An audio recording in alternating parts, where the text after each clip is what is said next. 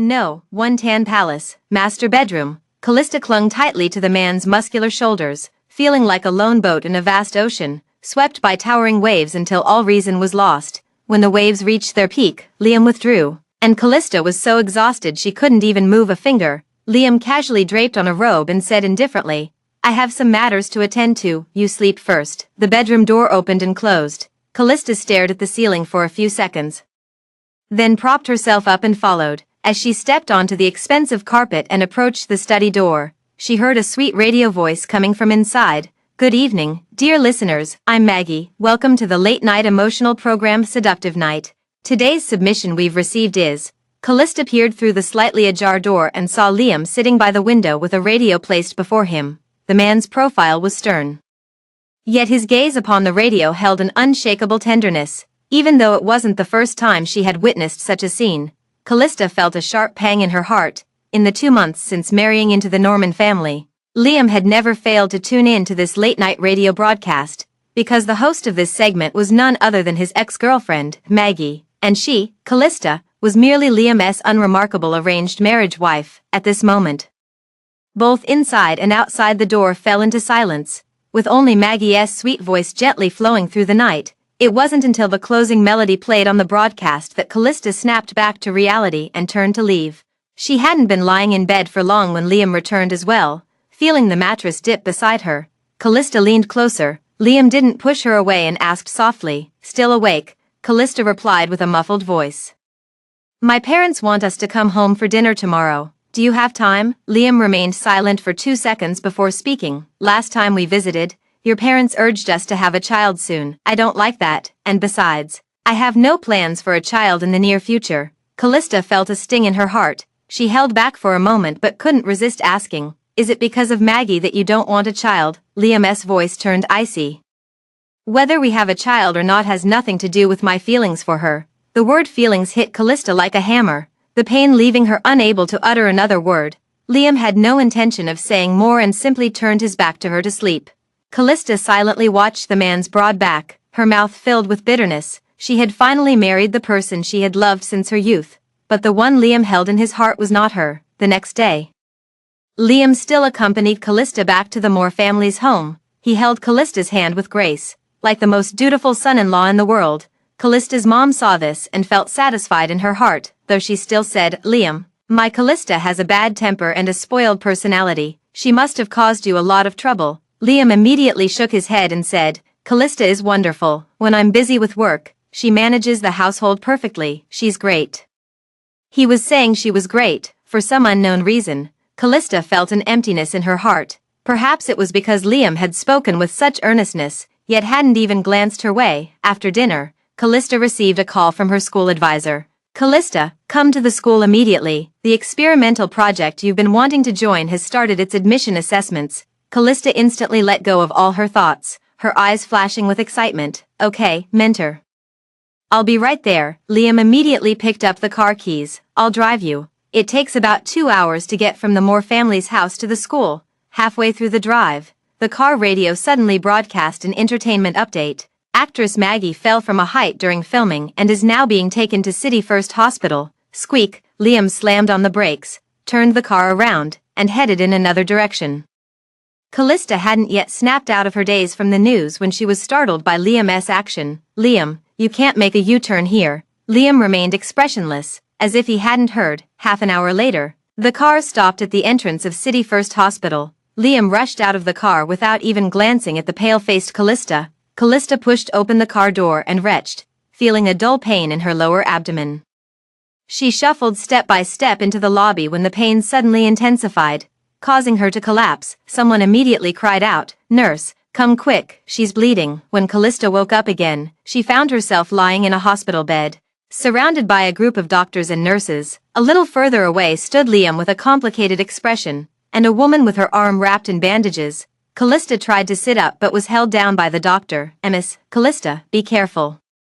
You're already 3 weeks pregnant." The doctor left after giving the necessary instructions. Callista touched her abdomen, feeling somewhat unreal. At this moment, the woman standing beside Liam spoke up. "Liam, it's already very kind of you to go out of your way for me, but now that your wife is pregnant, you should spend more time with her. I won't disturb you any further, Liam frowned, his tone leaving no room for refusal. Maggie, I'll see you out first.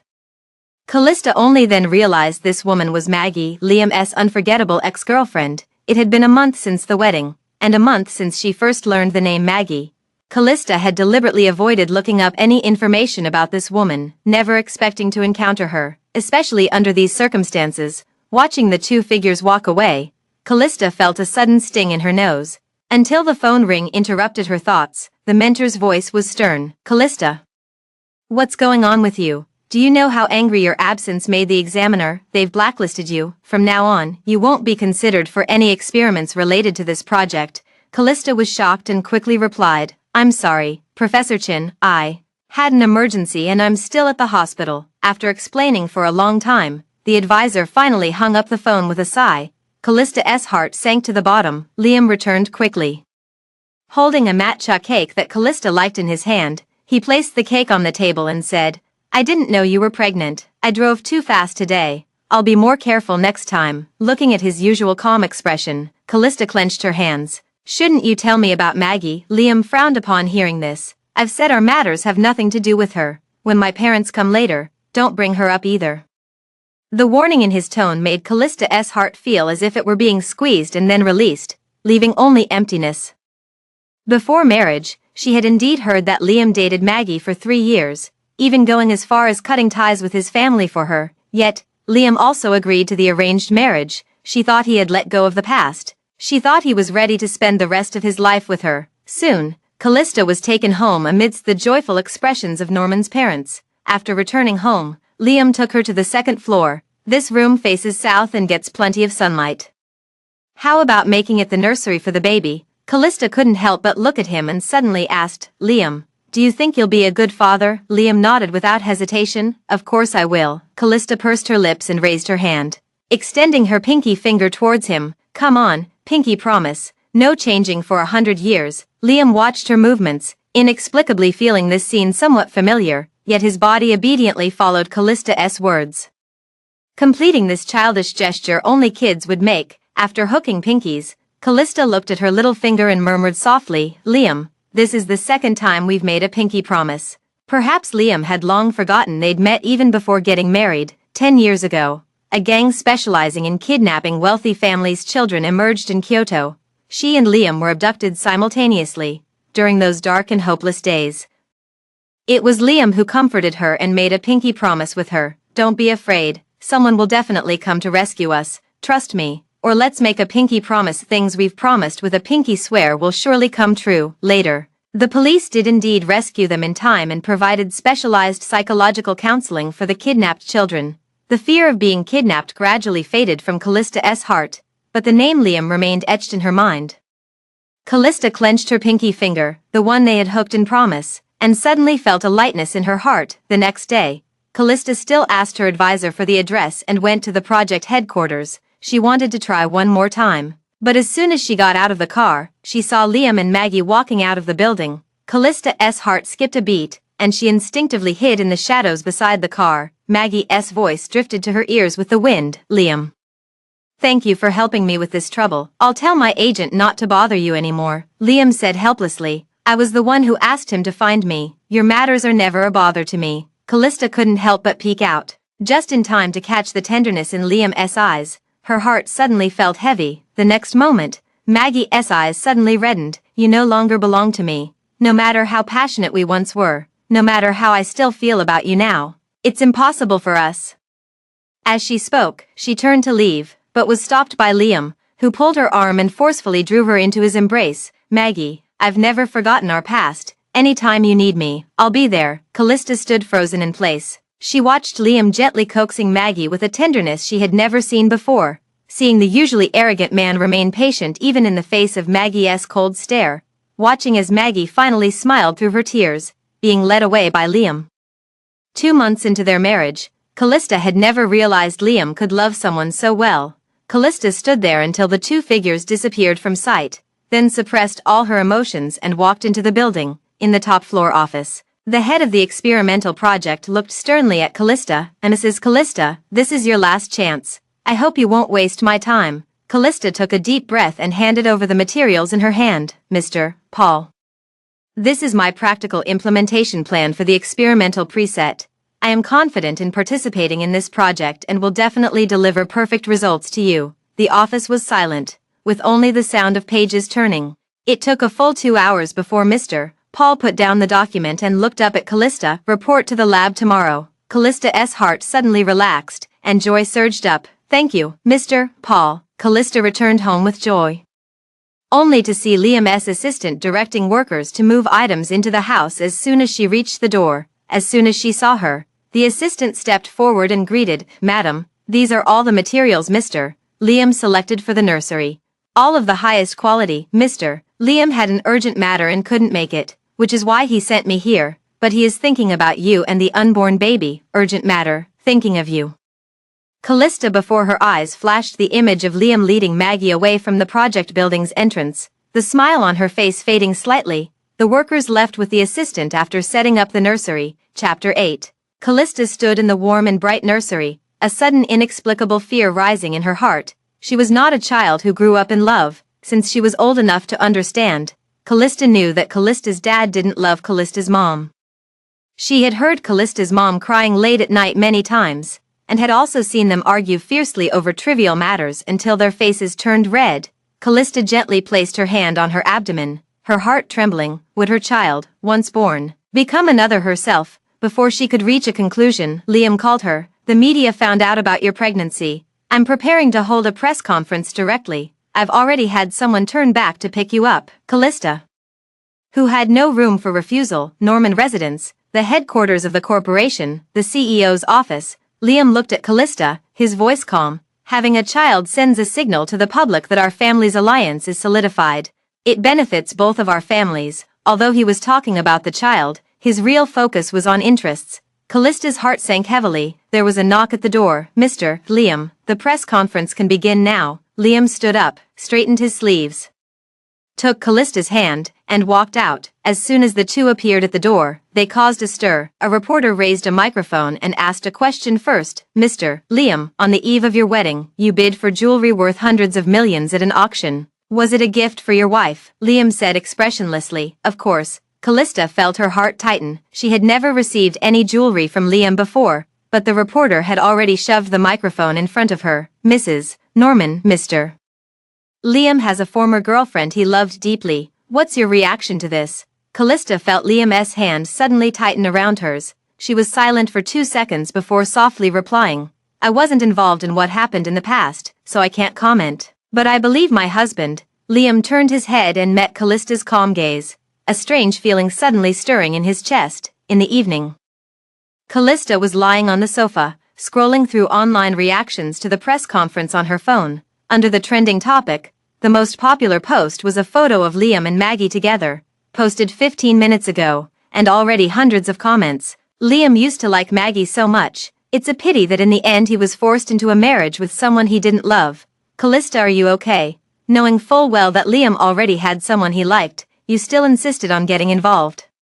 How is that any different from being a mistress? Each word pierced through Callista's heart like a steel needle. Liam, noticing her pale expression, leaned in and asked, what are you looking at? He rested his chin on Callista's shoulder, and with a glance downward, saw those comments. The atmosphere instantly turned tense. Liam frowned slightly and calmly said, don't worry about such baseless rumors. Callista felt so suffocated she thought she might explode, staring straight at him. Then what about you? Do you think it was me who broke you two apart? After a brief silence, Liam spoke in a light, indifferent tone. You couldn't possibly understand what I had with her. No matter how much you ask, it's meaningless. Callista felt a lump in her throat. She instinctively asked Liam, then are you truly happy about the child's arrival? Liam smiled and said, of course, yet in his eyes, there was unmistakable coldness, devoid of any trace of joy. In that instant, Callista felt a sharp pain rising from the bottom of her heart, so intense that it nearly took her breath away. She opened her mouth to speak but was interrupted by movement at the door. Come on in, everyone. Callista and Liam turned their heads simultaneously, only to see Liam's mom leading a large group of people walking in a grand manner. Liam frowned. Mom, what are you doing? Liam's mom gave him a disapproving look. Callista is pregnant. I'm buying all these maternity supplies for her. Along with hiring a nutritionist, a yoga instructor, and a physical therapist, this is my precious golden grandchild. We can't be too careful. Liam flashed a hint of annoyance in his eyes and headed upstairs. Do whatever you want. Liam's mom smiled faintly, her expression briefly stiffening before she took Callista's hand. Don't take it to heart, he's just like that. Callista clenched her fists, left with no choice but to remain silent. After dinner, Callista planned to practice some basic moves with her yoga instructor, but as she passed the study, she heard Liam's mom's stern voice. Liam, you're a father now, how can you still not forget that wretched woman? I checked the set of jewelry you bought, and it turns out it's registered under Maggie's name. You did this on purpose to humiliate Callista. Liam sneered. It was you who lied to me by claiming you had cancer. That's why I agreed to break up with Maggie. Chapter 11. Now that Callista is pregnant, you should be satisfied. As for how I treat Maggie, that's my own business. Liam's mom slammed the table in anger. I knew I shouldn't have kept that low woman, Maggie, around back then. Liam spoke in a voice so cold it seemed to freeze the air. If you dare harm Maggie, don't blame me for doing the same to your beloved grandson. Callista stood there frozen, a chill running through every bone in her body. Suddenly, she recalled the wedding, when Liam held her hand and solemnly vowed, I, Liam, take you, Callista, as my wife, and promise from this day forward to faithfully fulfill all duties a husband owes. At that time, she thought her dream had finally come true, but now she realizes it was merely a dose of arsenic wrapped in sugar. Callista didn't know how she left, nor how she spent that night. Early the next morning, she returned to campus and found Director Chen. Director Chen, I've already clarified everything with the lab project leader. I'll report to the lab today. Chen looked at her seriously and said, Callista, you're my most promising student. This time, you absolutely cannot repeat the mistakes from last time. Oh, by the way, the project investor recommended someone to join us. You can head to the lab together. As he finished speaking, someone pushed open the door and walked in. The newcomer smiled and greeted her. Ms. Callista, it's good to see you again. It's actually Maggie. Callista frowned as Maggie approached her, her voice filled with delight. Sorry to trouble Mrs. Callista, the company plans to build me an intellectual persona. We were just discussing the proposal, and I never expected Liam to assign me to your project. Callista snapped out of her thoughts, suppressing her emotions as she replied calmly, experiments can be quite tedious. If you're willing to be the eye candy to lighten the mood for the researchers, I'd be more than happy. Come with me. Maggie watched Callista's retreating figure with a grim expression, her eyes flashing with intense jealousy. Callista entered the laboratory and began organizing the work methodically. Group A will handle the reagents, safety first. Group B is responsible for recording the results. Make sure everything is detailed. When it was Maggie's turn, she paused and said, You're in charge of the filming process. Maggie spoke up. Mrs. Callista, I studied chemistry in college too. I can do this as well. As she spoke, she directly picked up the reagent on the table. Callista's pupils constricted. Don't, but it was already too late. With a soft sound, the reagent bottle just exploded in Maggie's hand. The pungent smell, mixed with Maggie's scream, made Callista's face darken. She immediately took out her phone and dialed 120, hospital, clinic. Callista stood there, listening to the doctor explain Maggie's injuries, when the door behind her was suddenly pushed open.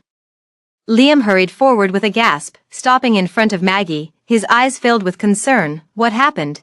Maggie's eyes turned red as she threw herself directly into his arms. Liam, it hurts so much. Callista's heart felt numb. She quietly walked away. After all, her presence there was truly unnecessary. After a while, Liam came out of the clinic. He looked toward Callista, his voice as cold as frost. Why are you giving Maggie such a hard time? Meeting his icy gaze, Callista suddenly felt a sting in her nose, as if she might cry. She hardened her tone in reply. Liam, do you even know what happened? Was it really my fault? Or was it her own vanity and ignorance that led to her suffering the consequences for chasing the spotlight? Liam frowned sharply. Would she really harm herself just to frame you? Don't you think that's ridiculous? I'm warning you. Withdraw from the lab project immediately. Stay away from her from now on. Callista flared up instantly.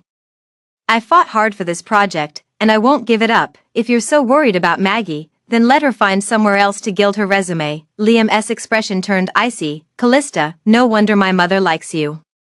The way you bully others with your influence is exactly like hers. This sentence hit heavily Callista in the heart, leaving her momentarily blank in her mind. She looked at Liam, for the first time seeing unmasked disgust in his eyes. and felt a sudden pain in her heart. In the end, Callista said nothing more and turned to leave the hospital. Liam watched her silhouette, suppressing his emotions, and turned to push open the ward door, only to see Maggie leaning against the headboard. Tears streaming down her face, he paused mid-step and immediately rushed forward, asking urgently, "Maggie, where does it hurt? I'll call the doctor." Maggie quickly turned her head away, her voice cold. "Liam, have you managed to console your wife?" Liam opened his mouth but didn't know what to say. Maggie looked out the window and let out a bitter laugh. "I was the one who suggested the breakup, yet here I am in front of you again after your wedding. Liam, do you think I deserve this?" Liam stepped forward and embraced her, gently comforting her. "Don't overthink it. I will give you a fair answer to this matter." Maggie remained silent in his arms, but a glimmer of light flashed in her eyes. Liam thought she didn't believe him, so he quickly hooked his little finger with hers. "Don't forget what I told you when we were kidnapped back then. Promises made with a pinky swear will definitely come true." Maggie suddenly froze, her lowered eyes instantly clouded with gloom. Meanwhile, Callista took a taxi back to the lab. Several senior male colleagues, seeing her pale complexion, were immediately filled with righteous indignation. "Junior sister, did someone give you a hard time? These 208s in the entertainment industry really have to meddle in everything. Even though they don't know anything, they still come to cause trouble. Don't worry, we all know the truth of the matter and won't let you suffer any injustice." Callista felt a warmth in her heart and smiled at them with renewed spirit. "It's okay, let's continue the experiment. We can't delay the project timeline." While everyone was busy with their respective tasks, Director Chen appeared at the door with a grave expression. "Callista, come out for a moment." Suddenly, Callista's eyelids twitched heavily twice. As soon as she stepped out of the lab, Director Chen spoke. "The lab just sent me a message. You've been removed from the project."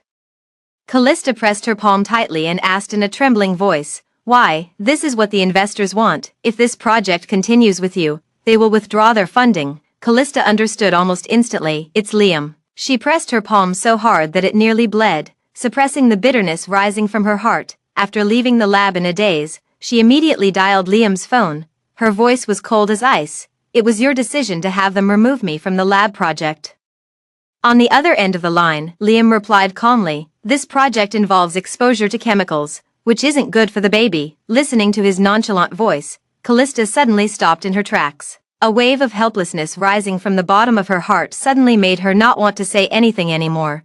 Just as she was about to hang up the phone, Liam said, "There's an evening banquet. I need you to appear with me. I've already sent my assistant to pick you up from school." The call ended. Callista listened to the busy signal in the phone, closed her eyes tightly, and could only offer a wry smile. At 8 o'clock in the evening, Liam, holding hands with Callista, stepped into the venue. Faced with the reporters' cameras and microphones, he displayed a proper, polite smile. A reporter asked, "Mr. Liam, do you find married life different from what you had imagined?" Liam glanced at Callista and shook his head. "No. My married life with my wife is even better than I had imagined. She and I are very compatible in every way, and we get along very harmoniously. But at this moment," Callista coolly remarked, "I don't think harmonious is the right word to describe our relationship." As her words fell, under everyone's surprised gazes, Liam immediately let go of his hand and walked away directly. Liam stood there stunned, watching the retreating back of Callista, and then smiled at the waiting reporters. "I upset my wife the other day, and she's still giving me the cold shoulder." With that, he hurried after Callista. Meanwhile, Callista didn't even spare Liam a glance. Liam felt a stir in his heart as he gazed at her aloof profile. Callista seems different from the boring and well-behaved girl he had imagined. Callista left the banquet hall and went straight back to the Moore family's house. Callista's mom, worried, followed her into her room and asked, "What happened with your interview with Liam? Everyone is saying you two had a fight." "We didn't fight." Callista, after speaking, she fell silent for a moment before murmuring, "It's just that Liam is still entangled with his ex-girlfriend." Callista's mom was taken aback but eventually sat beside her and said gently, "In this day and age, who doesn't have a first love? Didn't you already like Liam? How long has it been since you got married, and you're thinking of giving up?" Seeing Callista's stunned expression, Callista's mom sighed and took her hand, placing it on her own abdomen. "Just try again, for his sake." Callista's mom patted her hand and stood up to leave. As soon as she came downstairs, she saw Liam being led in by a servant. Liam respectfully greeted her, saying, "Mom, I'm here to pick up Callista." Callista's mom looked at him, her expression turning cold for the first time as she spoke slowly. Liam, even if it's an arranged marriage, it's still a marriage.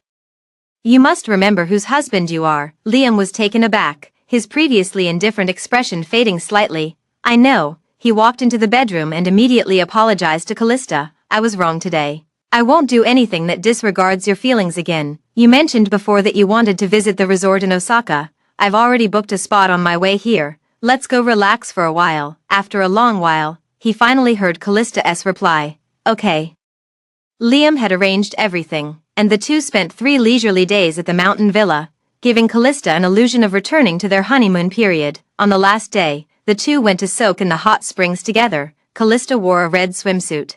As she tentatively sat down in the pool, she was pulled into a scorching embrace. She exclaimed in alarm, Liam, I'm still pregnant. The man's thin lips brushed against her ear. It's okay. 3 months have already passed. It's stable now.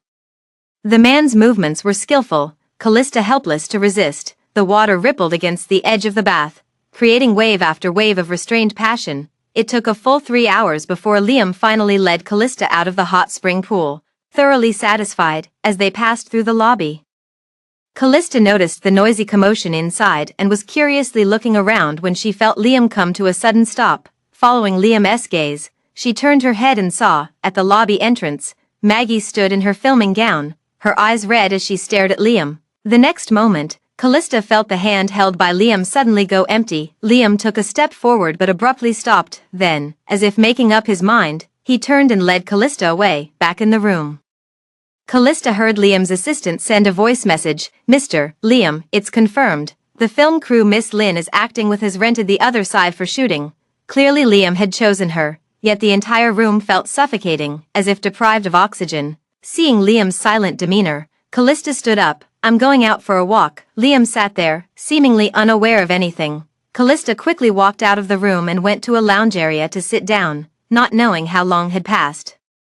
A slender figure sat down in front of her. Callista didn't want to pay attention and was about to leave, when she heard Maggie speak up. Callista, are you very pleased with yourself now? Callista turned around and saw Maggie, her eyes red. If I hadn't given up Liam to pursue my dreams, you would never have had a chance to be with him. Callista felt a twinge in her heart, but her expression remained calm. Okay, I see. Is there anything else you need? Maggie was taken aback by her reaction.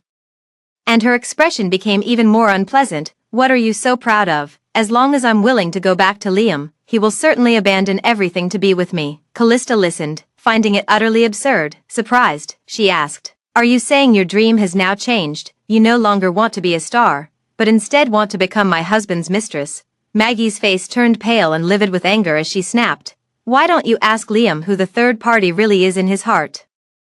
Callista cast a cold glance at her and said, who the third party is will be decided by the law. After saying that, she turned and walked away. Maggie stared intensely at Callista's retreating figure, her eyes filled with resentment. Behind the screen, the agent who had listened to the entire conversation walked out and spoke to Maggie. Liam has invested so many resources in you. Yet you're still a third-tier star. Maggie, you just don't have the fate to become a superstar.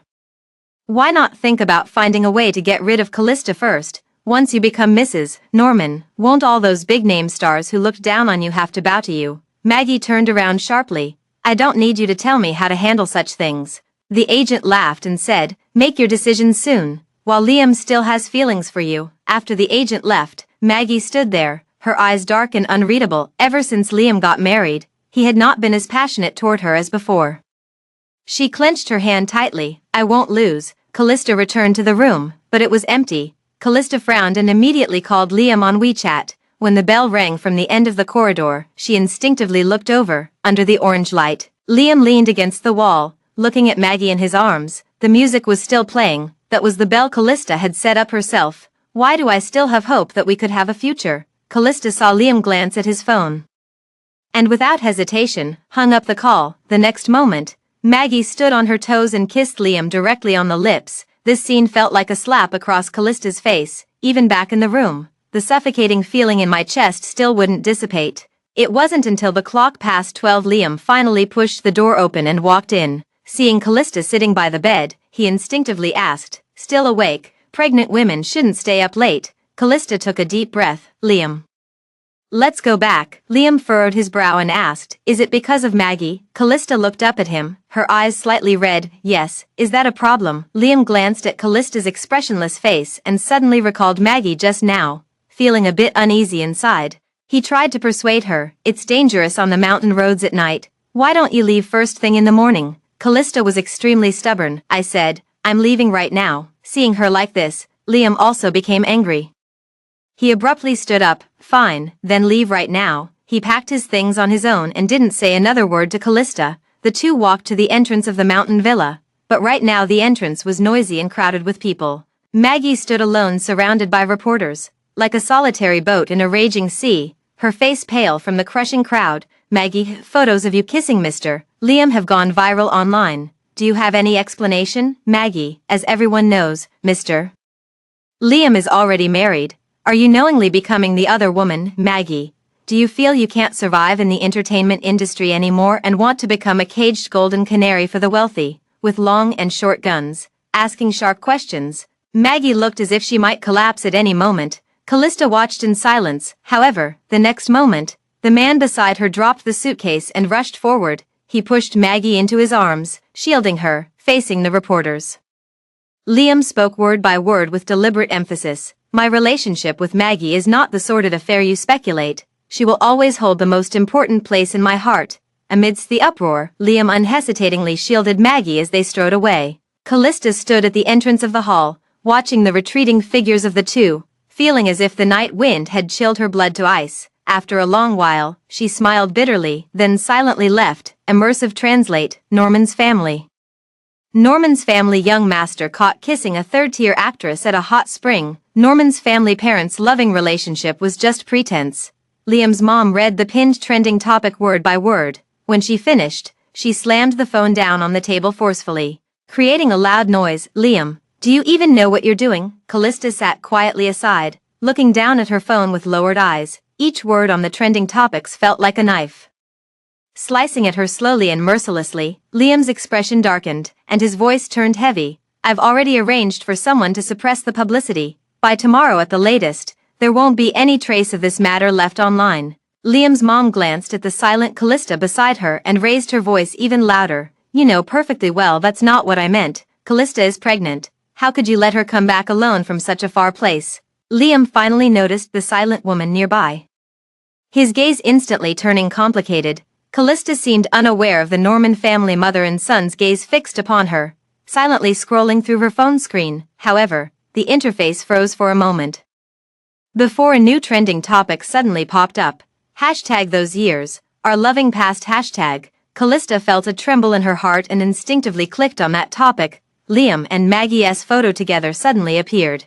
Although they looked young and inexperienced, their sweetness was obvious to everyone, and the top few hot comments were, Maggie is clearly the one best suited for Liam. Okay, they were in love, but eventually separated because of their backgrounds. It's such a pity.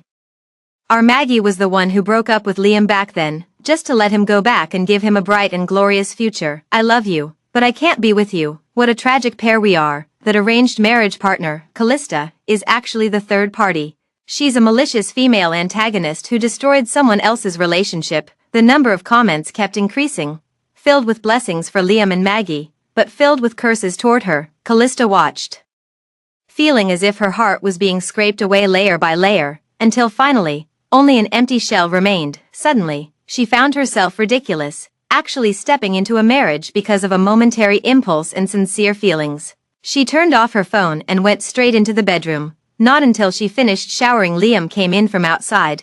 Callista ignored him, continued drying her hair, and then turned on Maggie's radio show, listening to the familiar voice. Liam instinctively looked toward Callista, and spoke in a somewhat dry tone. What are you doing? I've already taken care of those things online. Callista held a towel and softly asked, then what about the person who orchestrated this entire incident? What will you do with them? Seeing the sudden change in Liam's expression, Callista quirked her lips slightly. It seems he knew that the one who manufactured and guided public opinion was Maggie, but even so, he couldn't bear to hurt her. Liam said coldly, the matter has been settled, yet you still won't let go. What more do you want? Seeing the impatience and annoyance in his eyes, Callista felt as if her heart was being squeezed. After a long silence, Callista finally spoke hoarsely, all right, I understand. She realized that the promise made with a hooked finger could also be false. As soon as it dawned the next day, Callista went directly back to the Moore's house, seeing Callista's mom with a worried look. She voiced her well-made decision. Mom, I don't want to continue this arranged marriage. Callista's mom seemed to have expected this. She sighed and softly said, I've already stopped you once before. This time, I won't stand in your way. If you've made up your mind, then go ahead and do it. Callista's tightly wound heart suddenly relaxed. At noon, Liam came to the Moore family's home. As soon as he walked in, he handed the items in his hands to the servant. Mom, I've brought some tea and tonics for you and Dad. Also, I've come to pick up Callista to go to the horse ranch to meet up with her friends. Courteous. As always when appearing in front of the media, Callista found it merely blinding. Before Callista's mom could speak, she walked directly to Liam and said indifferently, let's go. After both got into the car, Liam glanced at her expression and softly said, I remember, this is the first time you've joined my friend's gathering, right? After being married for so long, it's about time I introduced you to them. Callista remained silent. Indeed, after being married for so long, this was the first time she was being introduced to Liam's friends. Needless to say, it was quite a joke. Liam seeing that she still hadn't spoken, Liam became somewhat impatient as well. He suppressed his frustration and asked, what's wrong? Are you still upset about last night? Callista, she smiled faintly. There's nothing to be upset about, after all. She had no intention of continuing this marriage any further. Liam letting out a breath of relief. A smile unconsciously appeared on his face. I heard that your riding skills are excellent. Can I see them today? Callista was personally brought by Liam into the lounge of the equestrian club, where a group of people immediately greeted her. This must be our future sister-in-law, right? We've been telling Liam again and again to bring you out to play, but he just wouldn't do it. He acted like he was afraid we'd steal you away from him or something. Who doesn't know that Liam treats you like the apple of his eye? Be happy he actually brought you here today. Callista looked at their laughing faces, as if none of them knew about yesterday's citywide trending scandal. Suddenly, she felt a wave of nausea. She turned to look at Liam, saying, I'll step out for some fresh air. You guys have fun. Before Liam could react, she walked out of the lounge directly. As she was about to go downstairs, she heard voices coming from the smoking area. I heard that those rich guys upstairs are all here for a horse's birthday. What do you know? That horse was raised by Liam and his ex. Even the name Chris was originally what Liam had planned to name their future child. Callista felt as if her heart had been struck hard by something. So, what she thought was just an ordinary gathering of friends turned out to be Liam's birthday celebration for the horse. And no one mentioned a word about it. Callista smiled self-deprecatingly, then walked towards the horse stable. In the lounge, Liam's best friend nudged him, saying, Liam, not bad, you're handling two things at once. Liam frowned. What nonsense are you talking? The man laughed and winked. Where did I say anything wrong? Once Callista gives birth, won't it be Maggie's turn next? Liam paused mid-motion with his glass of alcohol, suddenly feeling annoyed. Since their marriage, he had never intended to have any extraordinary relationship with Maggie again. He slammed his glass down heavily, his eyes cold and indifferent. Shut up. Seeing he was angry, his best friend didn't dare to continue, but said, okay, I'll keep my mouth shut. But just one last reminder, older brother is back from the UK now. Liam knitted his brows tightly. So what? The man was taken aback, then his eyes widened in shock. Don't you know that Senior has been chasing after Callista for a long time? You'd better not be happily waving your own flags while someone else puts a green hat on you. Liam's expression suddenly darkened, and he abruptly tightened his grip on his wine glass. Meanwhile, Callista walked into the stable and saw Maggie riding a brown stallion, stroking the horse's neck. When Maggie saw Callista, she smiled. Mrs. Callista, have you come to see Chris? Liam and I spent quite some time deciding on the name when we raised him. What do you think of the name Chris? Callista looked at her with a faint expression and said, that name is nice, but I wonder what you and Liam will name your child in the future. She is about to get divorced, so Liam and Maggie can be together without any obstacles, and they will naturally have children.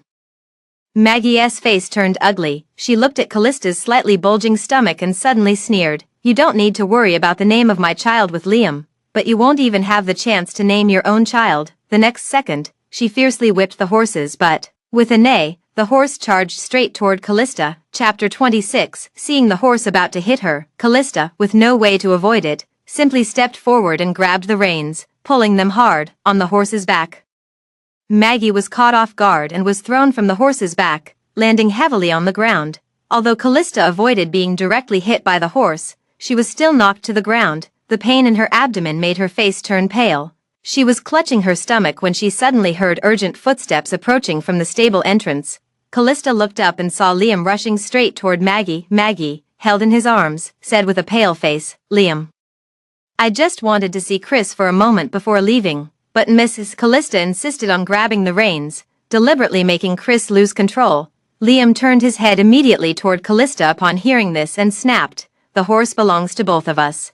Why are you nitpicking over something so small? If anything happens to her, just wait and see." Callista looked at his loss of control, and her heart turned cold instantly. She pushed herself up slowly to stand, looking at the man kneeling halfway on the ground while holding Maggie, and suddenly burst into laughter. "Okay, I'll wait." With that, she pulled the wedding ring off her finger and flung it directly at the man's feet. The ring made a ding sound and then sank into the grass. Liam stood frozen in place, but before he could react, Maggie in his arms suddenly spoke. "Liam, my leg hurts so much." Liam didn't hesitate as he picked her up and carried her out. Callista stood there all alone, feeling waves of heat continuously surging beneath her. At the moment she fell to the ground, she saw nothing but Liam's back as he walked away without even a single glance backward. When Callista awoke again, the sharp smell of disinfectant stung her nostrils. Callista's mom sat on the side, looking haggard, as she opened her mouth and said, "Callista, the baby is gone." In an instant, heart-wrenching pain flooded Callista's chest, hurting so much that her eyes turned red. She touched her flat abdomen and murmured softly, "Perhaps he was never meant to come." At that moment, the hospital room TV blared with entertainment news gossip. Liam rekindled a past romance and has been by her side throughout her hospital stay, showing intense devotion and affection. According to insider sources, Liam has invested in Maggie's new drama project. Callista looked up at the television screen, watching the still handsome face of Liam, yet suddenly feeling that he had become utterly unfamiliar to her. It took a full half-month before Callista was finally discharged from the hospital. Back home, she gently pulled open a drawer and took out a copy of The Stray Birds. In the blank space of each poem, she had secretly taken photos of Liam. The page she turned to read, "Be a towering tree, not a dodder vine. Be a torch, be a radiant star. May you rise high, may you stand firm," under the lines of poetry. There was also her own handwriting from the past. "If you love someone, don't be afraid of getting hurt, but if they hurt you 3 times, then don't look back." Callista brushed her fingers over those words and suddenly wept silently.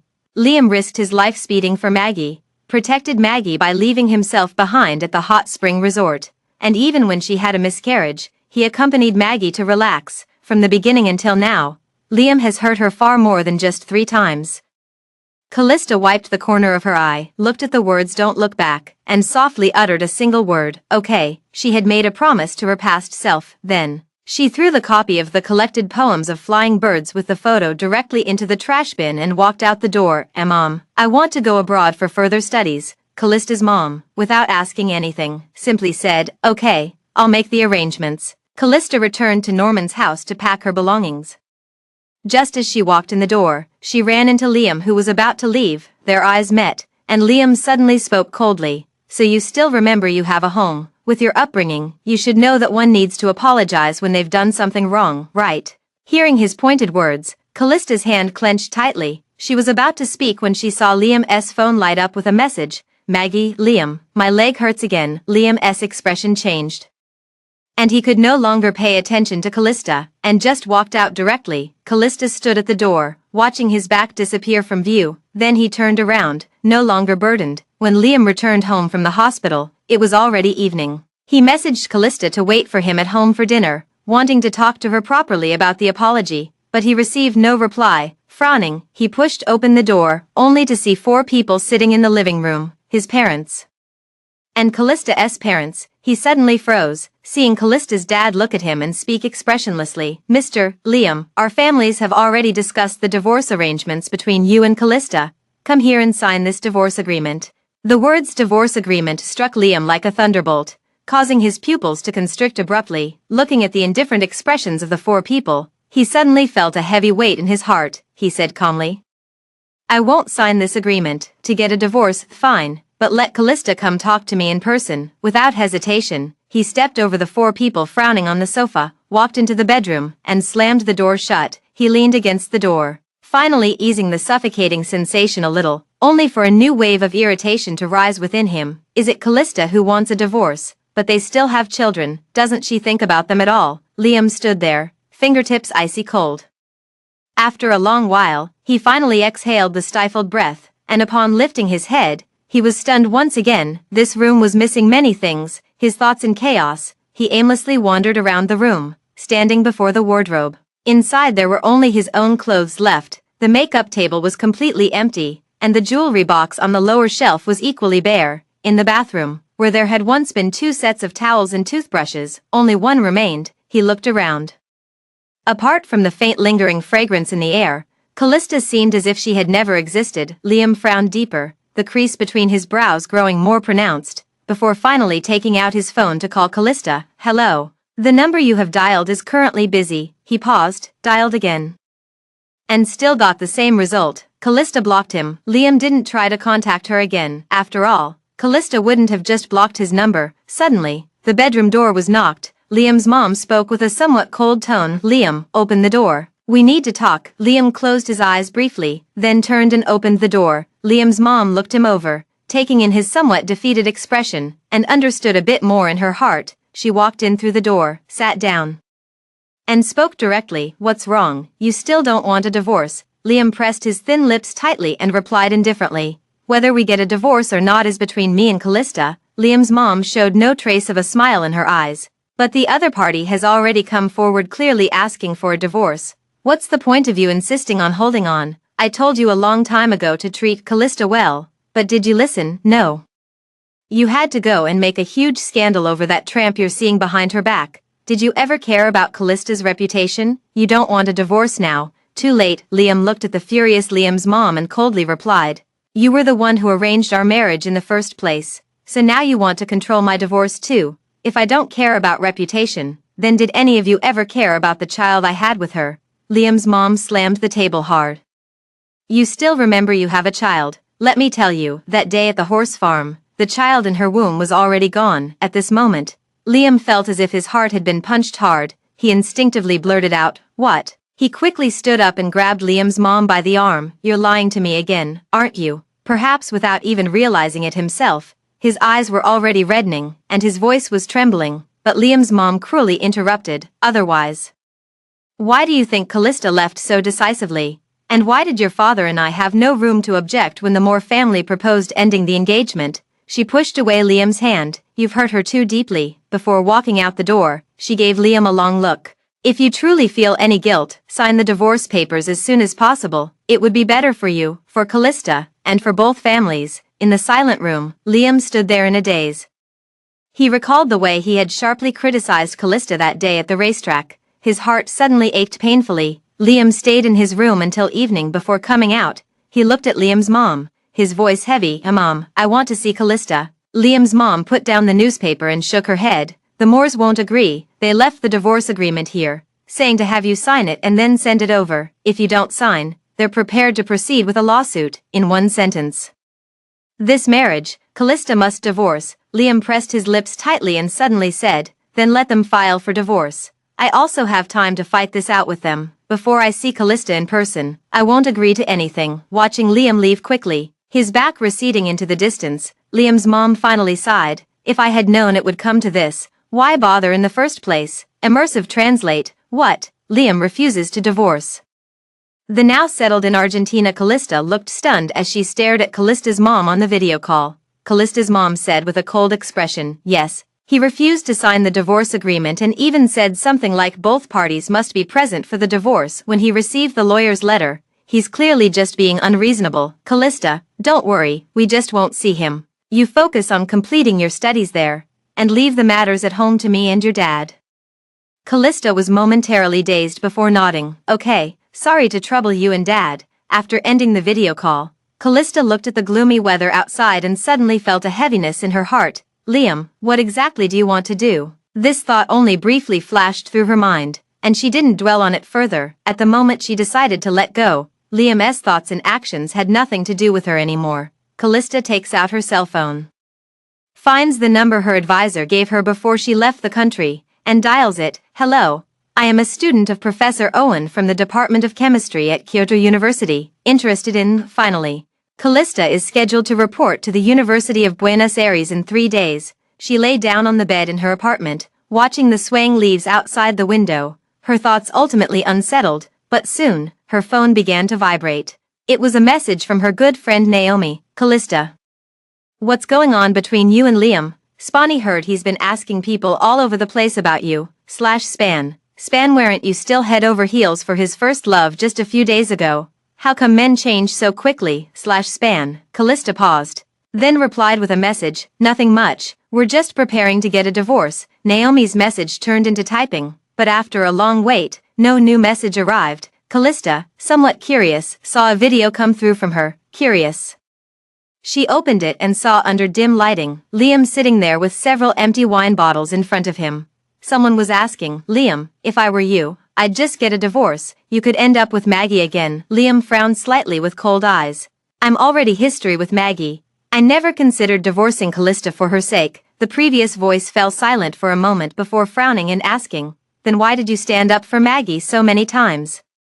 The video froze on Liam's stunned expression. Callista watched, a faint self-mocking smile flickering across her eyes. Liam, are you always unable to see your own heart clearly? Before she could think further, Naomi's message popped up again. Naomi, this was sent to me by someone else. I told them Liam is such a tough talker. Isn't it obvious who he likes? Callista hadn't replied yet when she heard a knock at the door. She put down her phone, walked over, and opened the door. She was immediately taken aback. The person who was just in the video call on my phone is now standing at the door. Liam looks somewhat tired, his voice soft. Aren't you going to invite me in? Callista stands frozen, as if someone hit the pause button. She never thought she would see Liam again so soon, and she was even more puzzled about why he had turned up here. In the end, she let Liam inside. Liam walked in, sat himself down on the sofa, and began quietly surveying the surroundings. The 90-square-foot apartment wasn't small, it looked like he had just moved in. The belongings weren't fully organized yet. The tulips on the windowsill added a nice touch to the room, and even the carpet in the bedroom was a warm yellow color. He was somewhat dazed. Callista, did you like this color? Why didn't you object at all to the cold, austere style at home after we got married? Liam, while thinking about this, saw Callista place a glass of water in front of him, and then she sat down across from him. Callista, with no emotion, asked, did you come here to discuss divorce? Liam's heart skipped a beat, and he instinctively replied, I've never thought about divorce. Callista stared at him fixedly. But I want to. Liam's expression tightened, the hand holding the cup slowly clenched, and then he took a deep breath. I know about the child now. Callista, I'm sorry. At that time, I didn't know you were. If I had known, I would have definitely taken you to the hospital first. Callista paused. It seemed this was the first time Liam had ever explained himself to her. But explanations after the fact were too useless. They couldn't save the child she had lost, nor could they shake her resolve to leave. Callista tightened her hand and slowly spoke. Even if our child hadn't been harmed, you and I couldn't give him a complete family. Liam, ask yourself honestly. Can you truly be a good father? Liam was just about to speak when his phone lying on the table suddenly lit up. Caller, Maggie. Seeing Callista's expression instantly fade, Liam instinctively hung up on Maggie's call. He didn't realize at all that this was the first time he had chosen Callista over Maggie. At a moment when he was needed least by Callista, the phone call broke the previous standoff, yet plunged them into an even icier silence. Liam parted his lips hesitantly, his voice uncertain. Callista, I've thought it through carefully. I truly never intended to have any further involvement with her. I'm perfectly clear about who my wife is. Callista responded coolly. What you need to consider now is how to face the media after our divorce, and the losses the company will suffer from the subsequent cancellation of the alliance between our families. She curled her lips slightly. Isn't this exactly what you've been doing? Worrying about the alliance falling apart while putting on an act of being a loving couple with me. Liam, you don't have to pretend anymore. Shouldn't you be happy? Callista rarely had such sharp moments, or rather, this side of her had never been seen by Liam. After all, she was the one who fell for Liam first, so even in an arranged marriage, she plunged in headfirst, hoping only for a good outcome. Now that things have gone against her wishes, she has also come to see the truth that she would never be the top priority in Liam's heart. In that case, she no longer wished to force it. However, Liam's explanation was meaningless. Except for forcing her to recall again and again the pain of being abandoned, Callista closed her eyes briefly, stood up, walked to the door, opened it, and softly said, "Mr. Chi, please come in." Liam also felt a surge of anger in this situation. He had no choice but to leave while suppressing his temper. As he walked out the door, he heard Callista close it behind him, the lock clicking shut with a click. Liam laughed in disbelief, yet, from the bottom of his heart, a strange and indescribable bitterness arose. He paused slightly but finally walked out of the apartment without looking back. An hour later, Liam arrived at an underground bar following the address on his phone. He pushed open the wooden door at the end of the alley, walked down the winding stairs, and as he opened another door, a wave of heat and loud music hit him. He had always gone to concert halls. This kind of chaotic environment was completely new to him. He frowned slightly, clearly uncomfortable, when he saw someone waving at him. "Liam, over here." Liam had no choice but to walk over. Patrick gave him a firm pat on the shoulder. "It's been 5 or 6 years since we last met, right? What brings you to Argentina?" Liam didn't want to elaborate, uttering just 2 words, "business."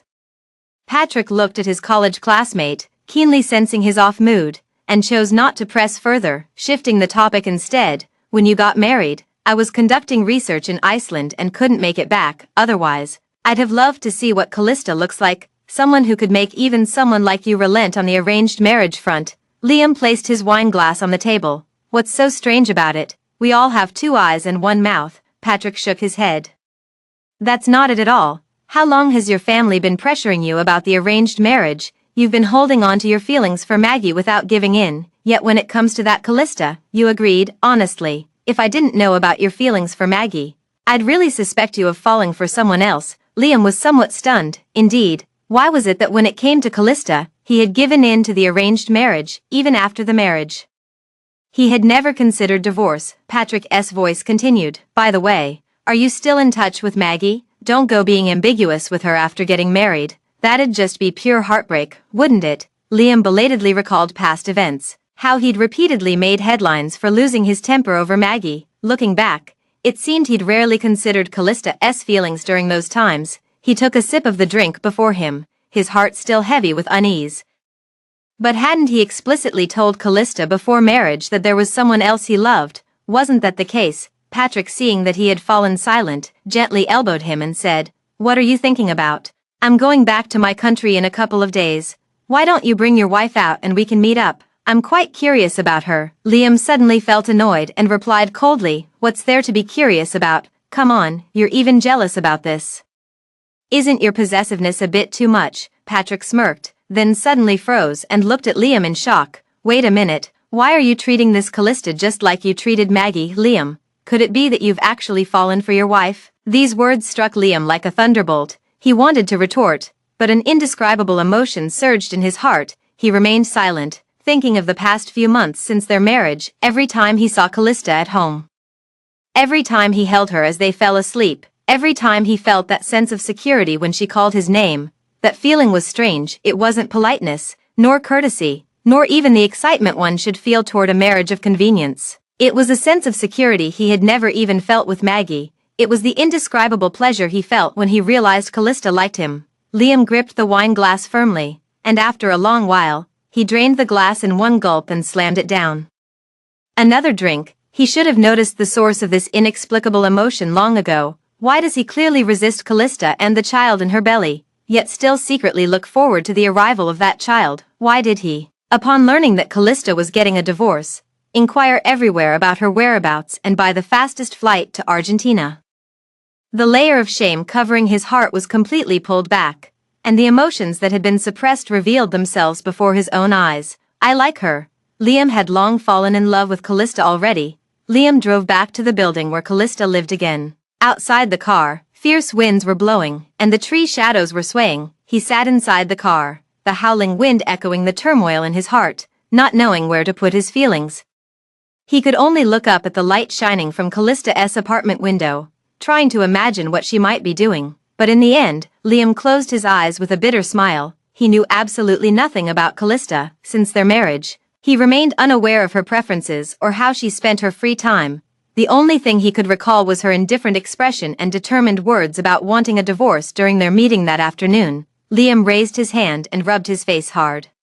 When his phone rang again, the assistant's voice sounded somewhat panicked on the other end. "Mr. Liam, something's wrong with Miss Lynn. She insists on checking out of the hospital, but the doctor said her leg injury hasn't healed yet." Liam replied indifferently. "If she wants to leave, let her. She has her agent to take care of her." The assistant was taken aback, but before he could speak, Maggie took the phone directly from him. Maggie calmly said, "Liam, thank you for taking care of me during this time. I don't want to bother you any further." In the past, whenever she treated Liam with this aloof yet close attitude, Liam would get anxious, then look at her with indulgent helplessness and agree to any of her requests. But this time, all Maggie got from the other end of the phone was a slightly cold hum. Maggie suddenly widened her eyes, but seeing her assistant nearby, she had to maintain her composure, handing the phone over. She pretended to be calm and said, "Although the doctor said my leg injury is serious, for the sake of filming, I have to leave the hospital." She forced a smile. "And thank you for staying with me at the hospital all this time. Sorry for the trouble." The assistant quickly waved his hand and said, No, this is all from Mr. Liam." Maggie watched helplessly as the call ended, and suddenly she felt a bit uneasy. She asked, "You know, Mr. Liam seems quite busy these 2 days. Is anything going on?" The assistant hesitated for a moment, but still didn't dare to mention Liam's personal matters, and simply replied, "Mr. Liam has gone to Argentina." After saying this, the assistant didn't utter another word. Maggie thought it was just business and didn't ask further. On the other side, Liam hung up the phone, thinking about Maggie's last words. After much hesitation, "I still didn't send any more messages. Maggie is an adult now, and she should be capable of taking responsibility for her own decisions, and he should also learn to let go." Liam held his phone and absent-mindedly opened Callista's WeChat chat window, staring at the sparse conversation history. His expression darkened as he scrolled upward, line by line. They became friends on the day their arranged marriage was confirmed. Then came discussions about how to hold the wedding and what kind of wedding attire to choose. It was clear that Callista was looking forward to the wedding, as she was the one actively sending options for consideration. He rarely responded, ultimately selecting their wedding attire based on his own preferences. But that wedding dress was also worth 7 figures. At the time, he was only thinking about media coverage and ensuring the Moore family's social standing matched, so he couldn't be too perfunctory, looking at the wedding dress in the picture. He belatedly realized that this dress probably wasn't what Callista wanted, because at the time, Callista took 10 minutes to reply with just a single okay. Later, when finalizing the floral arrangements for the wedding venue, he actually noticed the tulips Callista had chosen, but he felt that roses better represented a wedding, so he rejected her suggestion. Callista didn't object at all, and agreed to his wishes. Liam looked at the final selections, and suddenly his heart tightened. Nothing on this wedding was to Callista's liking. With a flash of lightning, the rain poured down, hitting the windshield as chaotically as Liam's heart at that moment. In the distance, a silver-gray Maserati slowly approached and came to a precise stop right below the apartment building. Then, the person who stepped out of it made Liam suddenly tighten his grip on his phone. Rex. Liam wasn't sure why Rex would be here at this time, but he remembered his friend mentioning that Rex had been chasing after Callista. A sense of oppression unlike anything he had felt before surged in his chest. Liam opened the car door, stepped out into the rain without hesitation, and hurried into the apartment building. When he took the elevator to the floor where Callista was, he just saw Rex walking into the room. Bang, the door closed, leaving only the umbrella that Rex had been holding earlier standing by the entrance, forming a puddle of water on the wooden floor. That puddle seemed to seep into Liam's heart, making him feel suffocated and causing him to lose his usual composure. He stepped forward, raised his hand, knocked on the door, and then saw Callista's surprised expression. Liam saw his own disheveled state reflected in her eyes, but he couldn't care less, only saying, "The weather's bad, the hotel is fully booked, whatever the considerations." Callista couldn't just turn Liam away at the door. She moved aside slightly. "Come in." Liam walked in and saw Rex sitting on the sofa, and nodded toward him. "Liam, long time no see." His calm expression sharply contrasted with the disheveled appearance of Liam. However, Liam keenly noticed that although Rex wore a smile, his eyes still held hostility. He frowned and saw Rex stand up. "I've delivered the items for the professor, so I won't disturb you further. I'll see you at school in 3 days. Callista smiled at him. "All right. The weather isn't great, so be careful on your way back." Rex smiled faintly. "There's a driver. If he can't handle this kind of weather, I might need to reconsider whether his high salary is justified." seeing the two conversing familiarly. Liam sat there feeling cold, with his wet clothes clinging to his body. The door opened and closed, and Rex left. When Callista turned around, she saw Liam looking at her, his eyes shining with a light she couldn't understand. Only for a moment did Liam allow himself to feel that bit of disappointment before he smiled at her and asked, "Do you have any cold medicine here? I'd like to take some as a precaution." "It's okay." Callista has known Rex for a long time. That's why she smiles naturally at him. Even if she had just smiled warmly at Rex, her expression turned icy the moment she turned away, but it couldn't change the fact that they were still husband and wife.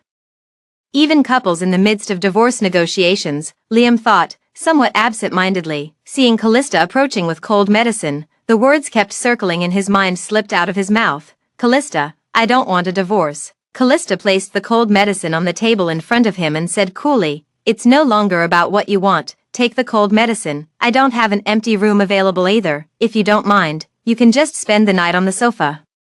Callista clearly didn't want to talk about it, and Liam, understanding the hint, took a sip of water and swallowed a cold pill. Dropping the subject, the medicine worked quickly, and Liam soon felt drowsy, watching Callista typing away at her computer. His eyelids grew heavy, and he fell asleep like that. Callista, after sending the email, turned around and saw the sleeping man. She paused for a moment, then went to the bed, took a blanket, and gently covered him with it. She gazed at the swaying tree shadows outside the window, feeling somewhat lost. She never thought that Liam would be so determined not to divorce, nor did she expect that just as she wanted to let go completely, he would suddenly reappear in her life so forcefully.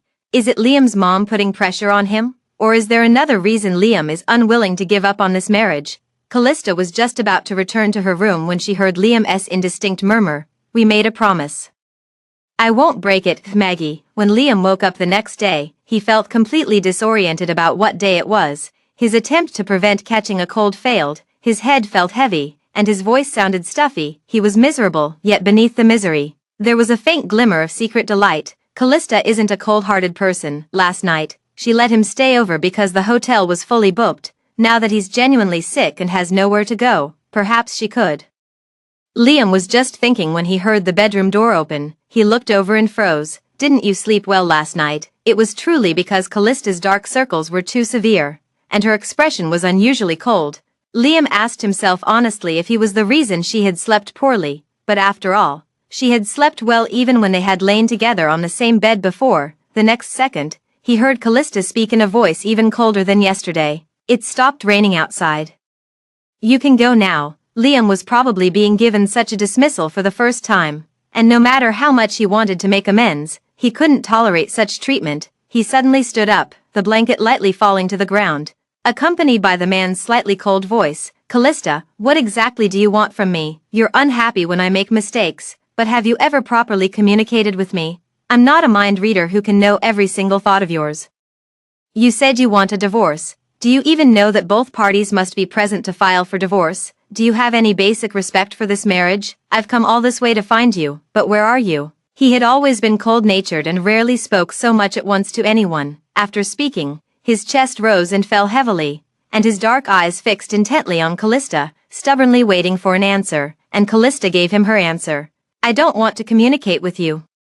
I only want a divorce." Liam, all the anger surged back with those words, and he stared at Callista, clenching his jaw tightly. Finally, he stormed out, slamming the door behind him. Hearing the deafening sound of the door slamming, Callista's heart trembled. She lowered her eyes to look at the carpet on the floor and gave a bitter smile. Why had she ever expected Liam to change? He had never been a patient person with her, had he? She picked up the blanket and carelessly threw it aside, then sank onto the sofa. The fabric still held Liam's warmth.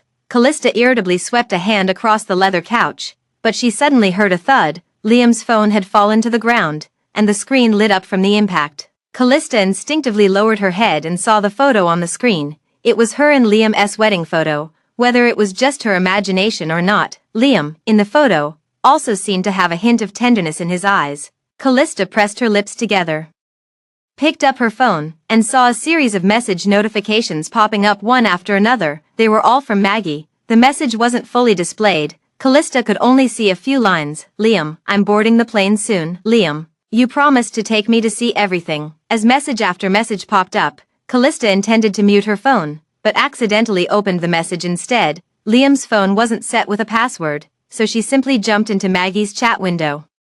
Under Maggie's nickname, there was also a line of small text, the one I decided on when I was little. Callista, as if possessed, clicked into it, just saw that Liam wrote a lot of things in the note to Maggie. The top line read, "We met through a kidnapping, and I fell for you at that pinky promise." Callista stared at these words, feeling as if her mind had suddenly gone buzz. Kidnapping, pinky promise. These two keywords triggered her most profound memory. The scene that made her remember Liam became the reason Liam fell in love with Maggie. What happened in between?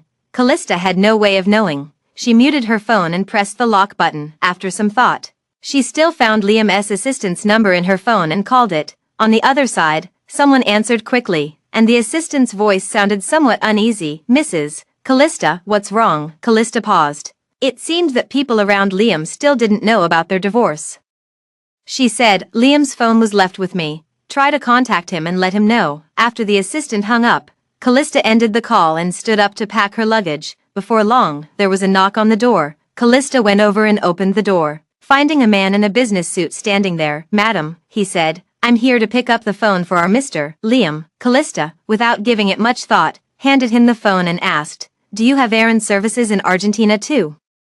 The man was taken aback, then smiled. "Madam, I'm the head of the branch office here for the Norman family group." Callista frowned. "Norman family has a branch here?" "Yes, employees who come to work here generally relocate with their entire families.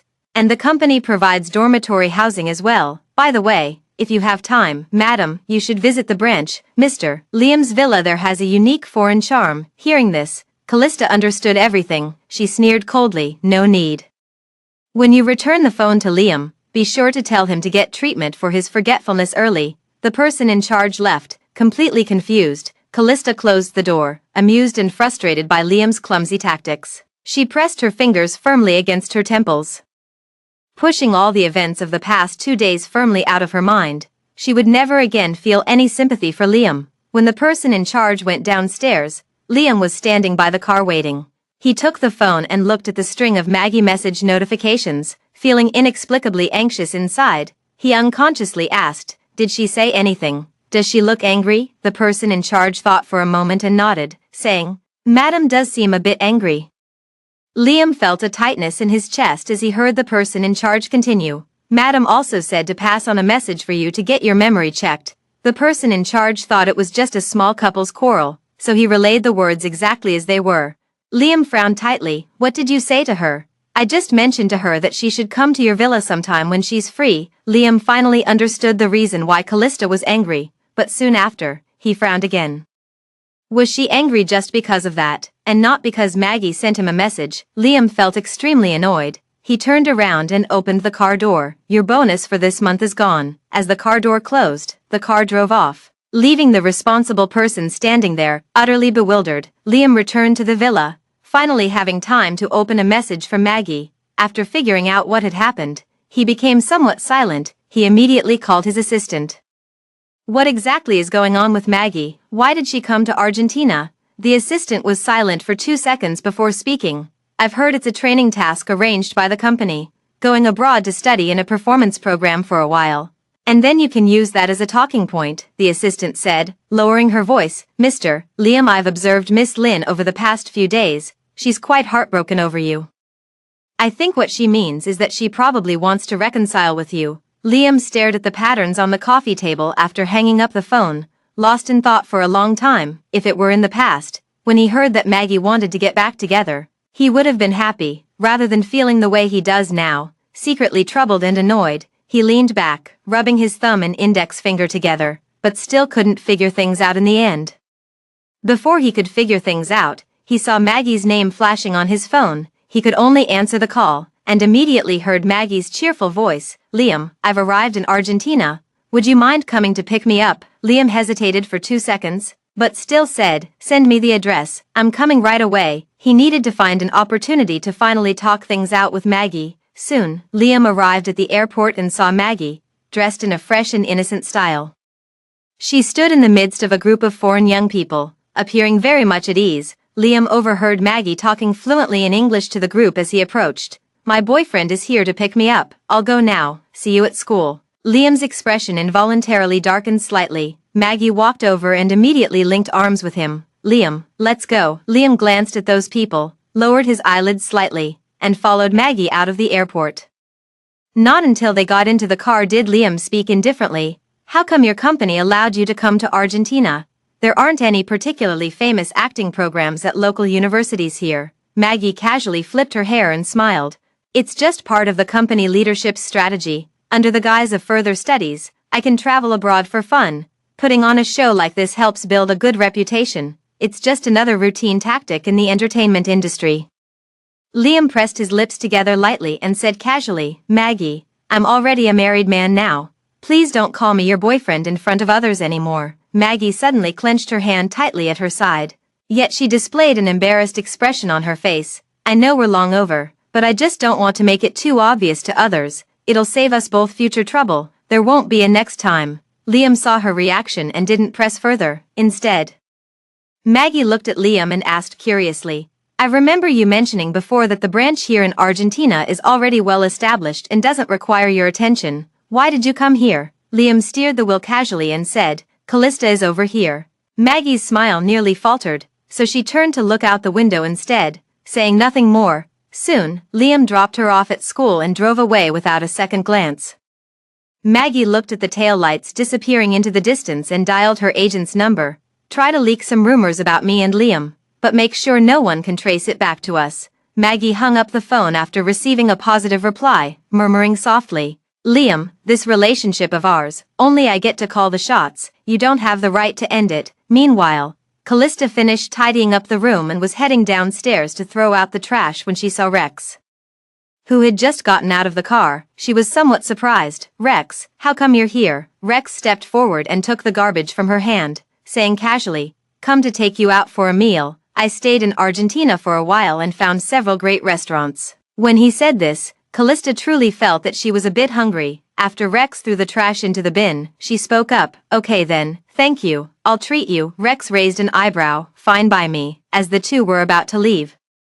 They saw Liam sitting in his car not far away, his face slightly pale. Callista instinctively paused for a moment, then turned to Rex, let's go. But in the next moment, Liam quickly walked up to the two people. Callista, where are you going with him? His confrontational tone made Callista a bit uncomfortable, and she casually replied, Liam, where I go doesn't need to be reported to you now, right? After all, we are now a couple in the process of negotiating a divorce. Rex leaned against his car, and upon hearing these words, his eyebrows twitched slightly. Liam noticed the sudden change in his expression, as if someone had slapped him in the face. This was a feeling he had never experienced before. As if he had never known that Callista could be so unyieldingly strong-willed. He softened his tone. Let's not bring up this matter again until both sides reach an agreement, if I'm not mistaken. Master Xie has come to Argentina to discuss business with the Norman family. If you don't mind, shall we have dinner together? Rex lifted his eyes, smiling gently. Mr. Liam, you may ask Callista's opinion. If she has no objection, then I have none either. The overly intimate address caused Liam to frown again involuntarily. He looked at Callista, and moved his lips. What do you think? Callista naturally didn't want him to go, but since it involved Rex's official matters, she had no reason to refuse. In the end, she could only nod. Liam suddenly exhaled in relief. Watching Callista get into Rex's car, he also turned around, got into his own car, and followed the car ahead toward the restaurant, his heart in a turmoil. He had never had any experience pursuing a girl before, even when he was with Maggie. It was more about going with the flow. Facing Callista now, he felt somewhat at a loss on how to proceed. The restaurant soon appeared before the three of them. Seeing the bright red lychee icon, Callista lit up with delight. Rex, is this a Chinese restaurant? Rex locked the car and smiled. Not entirely. The chef inside also knows how to prepare dishes like caviar foie gras. Callista's eyes lit up again. That's my favorite dish. That's great then, you can try it. It should suit your taste well. Liam stood behind them, realizing he couldn't get a word in edgewise. He thought for a moment and took out his phone, noting down Callista's first preference, caviar foie gras. As the three entered, someone approached and said something to them. Rex casually waved his hand. Callista asked curiously, what's wrong? Rex turned back with a smile. Nothing. He asked if we needed a guide. Liam watched as Rex's expression turned cold. The Spanish spoken by that person just now was very authentic. without any regional accent, so he understood it perfectly. What he said to Rex was, "Boss, would you like me to arrange a private room for you? This restaurant belongs to Rex." That bright red lychee on the signboard. Liam clenched his fist, feeling a sudden sense of crisis rising in his heart. In places he couldn't see, someone was loving Callista quietly and selflessly, not even caring whether Callista understood their feelings. Liam couldn't help but look at Callista, feeling somewhat helpless as he watched her act so unguarded around Rex. This meal was tasteless to Liam, and he didn't utter another word. The quiet Callista couldn't help but glance at him a couple more times. After the meal, Rex looked toward Liam and said, "Mr. Liam, you mentioned business earlier. I'm wondering if you have time now for a discussion." Liam hesitated, instinctively looking at Callista. "Do you have time? If you're busy, I'll drop you off first." Callista pressed her lips together, then shook her head. "I'm fine, you all chat. I'll just find a place to wander around." She didn't wait for Liam to speak and just pushed the door open and walked out. "I had just lain down in a beach shack when I heard a sharp voice. Callista, what are you doing here?" Hearing this familiar voice, Callista turned her head slightly and, as expected, saw the panicked face of Maggie. Before her eyes flashed the image of Maggie riding a horse and charging at her with a fierce expression, her own face growing colder. "Why can you come here?" "But I can't, Maggie." After the initial shock, new doubts arose in her mind. "So, Liam came to Argentina because of you?" Callista turned her head away. "He's here for business. Don't drag me into everything." Maggie looked at her doubtfully, and only left when her classmate pulled her away. The surroundings grew quiet. Callista, but her heart was in turmoil. She had intended to leave the past behind, but with Liam in front and Maggie behind, it felt as though they were forcing her to relive those unbearable memories. Callista closed her eyes, but her mind only grew more restless. After a while, she opened them again, about to call the owner to bring something over, when she saw Liam approaching with 2 glasses of emerald green soda water. Liam placed the soda water beside her and said gently, "I didn't add too much ice, give it a try." But now, Callista felt even more irritated at the sight of him. She spoke coldly, "Liam, I just saw Maggie." Liam blinked. "She was sent by the company for training. It has nothing to do with me." Callista looked at him indifferently. "You've only been in Argentina for 2 days, and she was sent by the company for training. Do you really think I'd believe that? Or is it just that the two of you are fated to this extent?"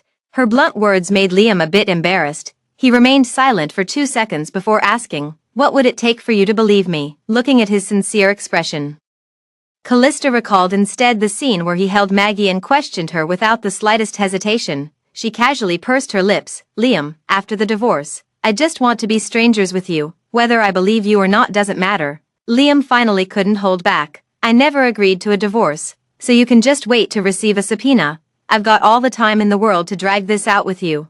Callista's intense words finally made Liam lose his confidence. He closed his eyes for a moment and said, "Callista, I know I was wrong about everything that happened before, but I don't want a divorce. Can't we give it another try?" Callista looked at him and slowly raised her right hand. Her slender hand was completely bare. Liam was taken aback. "What's wrong?" Callista looked at him and laughed. "See, you didn't even realize it. Our wedding rings are gone." Liam's face turned pale in an instant. He remembered now, back then, in the stable, Callista had thrown her wedding ring at him. So, was that when she had decided to give up on him? Callista withdrew her right hand and said to Liam, "If you can find the wedding ring, I might consider giving you another chance, but if you can't find it, don't ever show yourself to me again." Liam's eyes lit up. He nodded firmly. "Okay, I will definitely find it." Callista looked at him deeply, without saying a word, then turned around and walked away. Liam never understood that what she truly wanted was not a ring, but for him to never appear before her again. He wouldn't understand either. Broken mirrors can't be made whole again, and a wounded heart can never fully open up. Watching Callista's figure grow increasingly distant, Liam's heart raced uncontrollably. He pulled out his phone and called the Argentina branch manager. "Book me the earliest flight back home." After a full 20 hours on the plane, Liam finally got off the plane. He didn't even have time to go home before heading to the racetrack. Entering the horse stable, he saw Chris nodding cheerfully at him. Liam casually stroked the horse, then heard the stableman report, "Chris has been performing very well in training recently. Though there's a bit of festering near the tail." Liam furrowed his brow. "What's going on?" "The vet at the horse farm has taken leave for the entire week." The manager contacted an outside vet, who is scheduled to arrive this morning. Liam pressed his lips together and said, "All right, handle it as soon as possible, you can go out first. He wanted to find the ring by himself and did not want others to watch him. Soon, he was the only one left in the horse barn. With a few horses besides Chris, all of which were meticulously cared for, Liam walked to the spot where Callista once stood.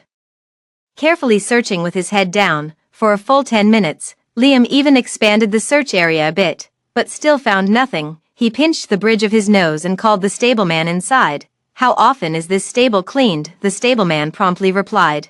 "It is cleaned by dedicated staff every day, daily." Liam felt his heart sink. He opened his mouth and said, "I lost a ring, go and ask if anyone has seen it." The horsekeeper's face changed expression, and without looking back, he left. Soon, the manager of the stable arrived, and respectfully said, "Liam, we've already asked around, and no one has found a ring. We always maintain strict standards for the people we hire." Liam frowned deeply. "Then let's check the surveillance camera. The ring fell right here. It couldn't have just grown legs and walked away." The manager glanced at the camera overhead and cautiously said, "Liam, this camera, it's broken. Just get someone to fix it then. Can't you handle even this small task?" Now the supervisor understood Liam's determination about the ring, nodded repeatedly, and hurried out in a fluster. Liam stood there, listening to the horse snorting, feeling somewhat dazed. Why that day when he stood here, did Hugh without hesitation accuse Maggie of Callista, and why, when both had fallen to the ground, did he help Maggie first? On the day of the wedding, he had already decided that even if it was an arranged marriage, he would still treat Callista well, right? Countless questions swirled in his mind, echoing over and over again, nearly robbing him of the ability to think. He didn't know how long had passed before the manager finally came back to call for him. "Liam, the surveillance system has been restored." Liam came back to his senses and headed directly toward the monitoring room. Inside the monitoring room, the stable was displayed on the screen. On the screen, Maggie, riding the horse, and Callista, standing there, remained frozen in the frame. A staff member explained beside him, "Liam, our surveillance system records audio and video synchronously. We'll step out now and leave you undisturbed." Liam cast his gaze upon the monitor, watching Maggie wearing a self-satisfied expression, and suddenly a sense of unease stirred within him. This wasn't the Maggie he remembered. Perhaps, this was the real Maggie. He nodded casually, and soon the surveillance room was left with only him inside. Liam walked over and directly pressed the downward-pointing triangular play button, and the first words he heard were Maggie's bold provocation. "Ms. Callista coming to see Chris. When I was raising it with Liam, we struggled for a long time over what to name it. What do you think of the name Chris?" For a moment, Liam would rather have believed he had imagined it. He dragged the surveillance video progress bar all the way to the beginning and once again heard Maggie say those words. The surveillance footage slowly advanced, and he gradually saw the full picture of what had happened that day. "Maggie provoked," Callista retorted sarcastically. Maggie rode her horse to collide with Callista, and later, he held Maggie and hurled insults at Callista. Callista stood up and threw the ring at him. Finally, when everyone had left, Callista stood there, her face pale as she clutched her stomach. Seeing Callista lying on the ground unconscious, Liam instantly felt his eyes well up. So this was how she had lost their child. In this moment, Liam didn't even know who he should hate. The child he had lost was the one he had killed with his own hands. Liam suddenly raised his hand to cover his eyes, his eye sockets burning. Yet his heart felt cold. What right did he have left to say those words? "I don't want a divorce." And what right did he have to ask for Callista's forgiveness? He was even cheerfully thinking that Callista had made such a request because she wanted to give him a chance to make amends. She probably had anticipated this exact scene long ago. Liam slumped dejectedly in his chair, experiencing for the first time what it felt like to have 1,000 arrows pierce his heart. After a long while, he continued watching the video. The ring had originally fallen on the withered grass, then was swept away by someone, and after that, its whereabouts became unknown. He checked each surveillance point one by one, not missing a single detail, yet the ring had vanished just like that, leaving no trace to be found. Liam watched over and over again until his eyes grew sore and ached, but still found no trace of it. He couldn't get it back, just like Callista. Even if it has not been lost yet, it is destined to be lost. Knock knock knock. "Liam, the cleaning department has come to report that the ring you asked for has been found. Please take a look and see if this is the one." Liam paused his breath and suddenly stood up to open the door. Just then, he saw a ring quietly lying in the director's hand, the same ring he had personally placed on Callista's finger. Liam takes it and grips it tightly in his hand. Yes, thank you for the trouble. The director hesitated, about to speak, when he saw Liam walking quickly toward the door. By the way, after the veterinarian treating Chris arrives, carefully check whether there's any foreign object beneath the skin at the base of its tail. Liam walked outside and was just about to take out his phone to check his flight ticket when he saw a call from Liam's mom flashing on the screen first. Liam, I heard from your assistant that you're back. Perfect. Someone from the Moore family has arrived. Come over here for a moment. Liam's mom's voice no longer carried its former sharpness and decisiveness. Instead, it now held a noticeable tone of fatigue. Have you been checking the trending topics lately? Rumors about you and Maggie keep emerging endlessly, and we can't suppress them at all. Liam, if you truly resent me that much for separating you back then from now on, I won't involve myself in your affairs anymore, she said. Liam paused and then replied softly, Mom, it's not what you think. I'll handle things properly. Also, I don't want to divorce Callista. Liam's mom remained silent for a long time on the other end of the phone before hanging up directly. She held the phone in her hand and let out a long sigh. At the time, you didn't know how to cherish it. Now that things have come to this point, what's the use of thinking about it again? She took a deep breath, regaining her usual indifference and strength, and walked out the door. Meanwhile, online users were frantically theorizing about Maggie and Liam's dramatic wealthy family love affair. When suddenly a new item popped up on the trending list, parties involved respond, instinctively clicking in. Netizens saw that Liam had posted a new Twitter update. Maggie and I have long been a thing of the past.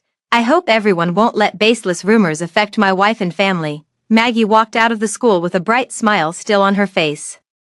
She didn't listen at all to what the bearded white teacher was saying in class, but this acting workshop did have several classmates from good family backgrounds. It would be good to build some connections. They might become useful contacts after returning to China. Maggie carefully calculated her next move. By this point, she understood well that while resources are certainly the most important in the entertainment industry, connections are also indispensable. Thinking of something, she took out her phone and prepared to call Liam to make dinner plans with him. However, the moment her phone, which had been turned off for a while, finally powered on, she was bombarded with countless messages and calls from her agent. A sudden wave of unease left her no time to check what her agent had sent. She immediately called back. What's wrong, Maggie? Her voice trembled as she asked this question. The agent's answer after a moment of silence nearly plunged her into an abyss. Liam issued a statement cutting ties with you, saying you two were already history. Now the entire internet is boycotting you for knowingly being the other woman.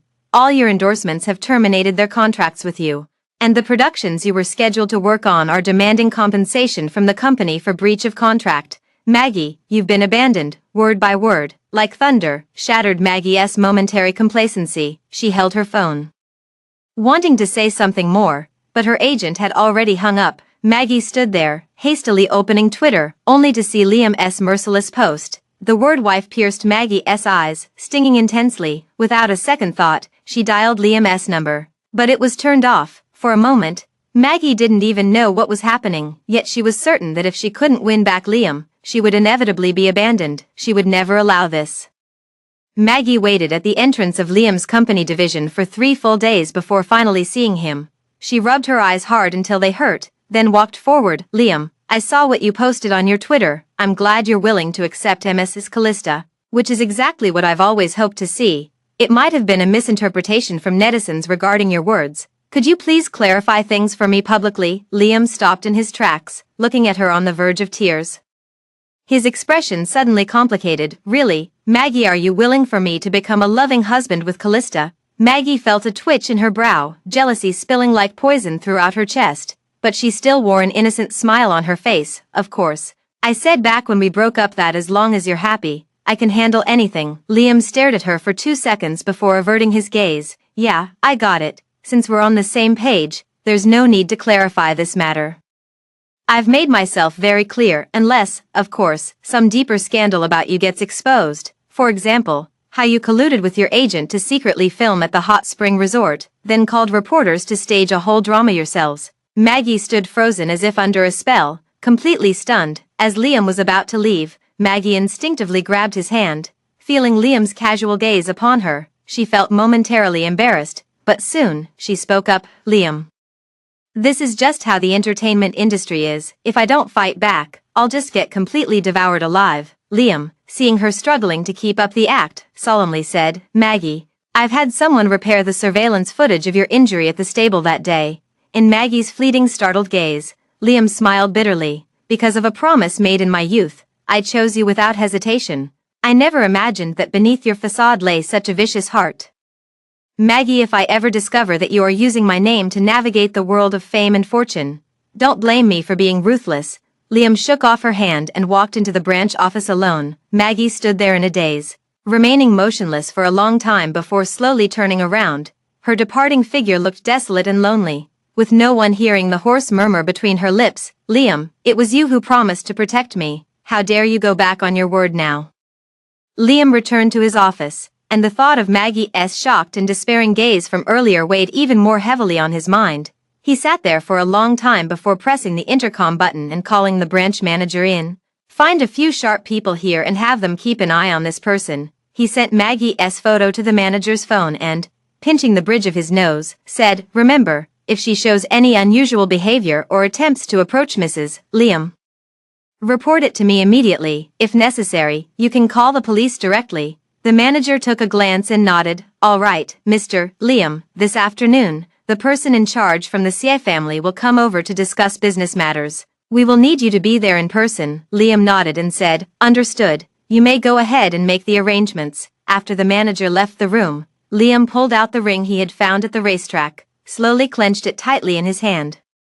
As if his heart was being gripped ever tighter by this ring, making it hard for him to breathe.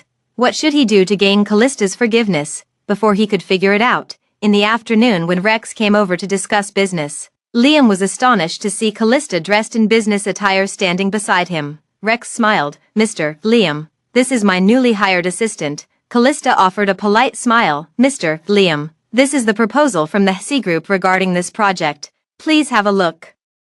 As she leaned closer, a faint fragrance wafted toward him, just like the scent that once lingered in the bedroom of Norman's house. Liam took a deep breath, calming himself as he looked at the proposal in his hands. After finishing it, he raised his head to look at Rex and said slowly, Overall, I have no issues with this proposal. As for the pricing, you can discuss that with the person in charge of the local branch. Rex curled his lips slightly. Mr. Liam, the final page of the proposal includes our final quote for this project. It seems you're not entirely satisfied. Why don't you suggest a figure? Liam remained unmoved. I'll leave this part for someone else to handle. Rex didn't press further. Since that's the case, I won't stay any longer. I'll also send someone to follow up on the subsequent matters. As he watched him rise to leave, Liam spoke up. Rex, now that we've finished our business discussion, I need to talk to Callista about some personal matters. Rex glanced at the dazed Callista, his eyes carrying a hint of encouragement. Callista, since Mr. Liam has asked you to stay, you might as well make some things clear to him. I'll wait for you in the car. Only after seeing Callista nod did Rex actually walk out just like that. He had known Callista far longer than Liam had, and understood her much better. Callista was a very gentle woman, but once her bottom line was crossed, no amount of effort could make amends. During his time back in the country, he had already thoroughly investigated the matters between Callista and Liam. Back when the two families arranged the marriage, he was at a critical stage in his research. By the time his results came out, the marriage alliance was already a done deal. And he had no choice but to let go. But now, it was Liam who failed to cherish her, leaving Callista with no room to turn back. In that case, even if Liam and Callista were to spend countless moments alone together, it would still be impossible to undo what's been done. Rex lowered his gaze, hiding his tenderness from the world, and he, as always, would keep waiting. If he could wait until spring blossoms, that would be wonderful. If not, it still wouldn't be a pity. Having met someone for whom he could passionately give his love, even once in a lifetime, in the conference room, Liam looked at Callista, feeling an unprecedented tension in his heart. In contrast, Callista asked him calmly, Mr. Liam, what's the matter? Liam pressed his thin lips together, slowly took out the ring from his pocket, and said with difficulty, the ring, I found it. Callista remained silent. Flying from Argentina to Shanghai, there are no direct flights. And the journey takes more than 20 hours. In other words, Liam found the ring within a single day and rushed back without stopping. She glanced at Liam and saw tiredness in his eyes, along with an irrepressible sense of guilt. Callista thought for a moment and asked him, "So, when you were looking for this ring, what did you see?" Liam's heart, which had been hanging in suspense, dropped with a thud, causing him pain. Yet bringing a sense of relief as if he had finally come to terms with the inevitable, he gave a bitter laugh. "So, asking me to find the ring was just a pretense. What you really wanted was for me to see that surveillance footage. I never imagined you could be this clever." Callista looked at him quietly and spoke slowly. "After all, seeing is believing, and I didn't trust that you'd believe me." Those words pierced Liam's heart like countless holes. Filling his bloodstream with nothing but cold, he opened his mouth. "So, you never intended to forgive me, right?" There was a tremor in his voice, like a prisoner awaiting his final verdict. Callista fell silent again. She looked at Liam, thinking for a long time before finally uttering one word. "Yes, Liam. Do you know why I told my parents back then that I wanted to arrange a marriage with you? Because I like you." Liam quickly raised his head. He knew Callista liked him, but he had thought it started after their engagement. Could it be that her feelings began even before the arranged marriage? Callista seemed to fall into a memory. "We once met briefly, but you've probably already forgotten. I've liked you for a long time. So when the option of whether or not to marry you was presented to me, I agreed without hesitation. I thought you were a responsible person. Since you were willing to marry me, at least there was a possibility for us, but I was wrong. You didn't enter this marriage with a clean slate. You never truly regarded me as your real wife." Callista spoke with apparent calm, but beneath the conference table, her hands were slowly digging into her palms. How could it not hurt? With nothing but her own brave sincerity, she had stepped into a one-sided marriage, only to lose her unborn child and let go of the person she had secretly loved for 10 years. Any one of these things alone would have been enough to leave her in unbearable pain. Liam was struck by each word she spoke. As if his spine had been shattered, he hung his head, unable to utter a single word. Callista blinked hard and whispered, "You never chose me, so why should I choose to forgive you now?" "Liam, I'm not a saint, and neither are you. If you hadn't discovered my innocence, if you hadn't found out about losing the child, tell me honestly, would you be speaking to me so humbly right now, saying you don't want a divorce?" Liam, his lips turned pale. Yet he found himself unable to utter a single word. He realized he had feelings for Callista, but those feelings were still entangled with pride and self-respect. If only he hadn't seen that footage, just as Callista said, he wouldn't. Liam slumped backward, his deep black eyes losing all their previous anticipation and certainty. He knew that from this moment on, he no longer had the qualification to ask for forgiveness. Callista, he couldn't keep her. People are always like this. They only realize their regret after they've lost someone. Just like Liam at this moment, he knew all too well that he had no right to feel this way. Yet facing such a radiant Callista, an inexplicable surge of love wildly grew in his heart. He forcefully suppressed those feelings, gazing steadily at Callista, and painfully uttered 4 words, "I understand." Callista loosened the hand she had been tightly clenching beneath the table, and gave him a polite yet distant smile. "Then Mr. Liam, when you have time to return home, please remember to sign the divorce agreement. I'll take my leave now." Liam, watching her prepare to leave without hesitation or regret, couldn't help but call out to her, "Callista, have dinner with me tonight." He looked at the turning back Callista, smiling faintly. "Just the 2 of us, okay?" Callista glanced at the time on her watch, hesitating for 2 seconds. "Okay." Liam finally breathed a sigh of relief. Callista sent a message to Rex, then followed Liam out of the branch building together. Watching Rex's South car slowly drive away, Liam suddenly felt like he didn't quite understand him anymore. It was unlike him to quietly wait for someone like Rex had done. What he wanted was to be together every day, to stay by each other's side forever. Still, he glanced at Callista beside him and let out a bitter smile. The two stood by the roadside waiting for a car, unaware that in a nearby cafe, a pair of jealous eyes had fallen upon them. Maggie sat there, her hands tightly gripping the coffee cup, oblivious to the scalding heat of the cup's surface. "So that's it, you've fallen for Callista and that's why you want to leave me." "Liam, how could you?" Maggie watched the figures of Liam and Callista getting into the car, her jaw clenching so hard she could actually hear her teeth grinding together. She abruptly stood up and headed straight to her car parked outside. The jealousy burning in her heart shattered her reason, driving her nearly to madness. Just as she started the car to follow Liam and the other person, a jeep parked by the roadside quietly trailed behind. Meanwhile, the person in charge also received a message, "President, that Maggie has driven after Mr. Liam." The person in charge frowned and typed back, "Keep a close eye on her." Don't let her cause any trouble. A woman who has lost everything is truly terrifying. On the other side, Liam took Callista to a restaurant in the city center. After they were seated, he turned to Callista and said, "It's not quite mealtime yet, but there's a small concert here featuring Wedding in a Dream, which you like. The restaurant will open after the concert ends." Noticing Callista's surprised expression, he smiled and said, "I've heard your alarm tone is this piece, so I guessed you might like it." Actually, wanting to understand a person is very simple. It's merely a matter of whether one truly cares or not. Callista smiled at him. "Thank you." Liam twitched his lips slightly but didn't respond. What he wanted was clearly more than just these two words, yet, at this moment, the only thing he and Callista could still share were just these two words. Soon, the soft flow of violin and piano melodies filled the space between the two, enveloping them in quiet serenity. But someone wanted to shatter this tranquility. "Liam, you promised me with a pinky swear that you'd protect me forever. Are you going to break that promise now? Don't you remember what we said the first time we made a pinky swear? Things promised with a pinky swear must always come true. So what exactly are you doing now?" Callista's peaceful mood was instantly shattered. She turned her head to look at Maggie and spoke lightly.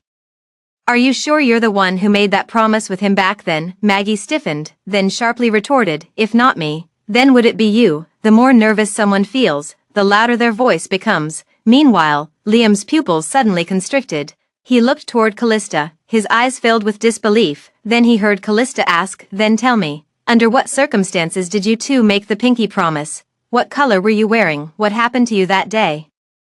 Liam seemed to understand something. He glanced at Callista, then at Maggie, feeling nothing but absurdity in his heart. Impossible. How could he have mistaken the person? Maggie felt alarm bells ringing in her mind and instinctively said, "It's been so long. How could I possibly remember clearly?" As she spoke these words, she saw Liam looking at her with a fierce intensity in his eyes, as if he wanted to skin her alive with sheer ruthlessness.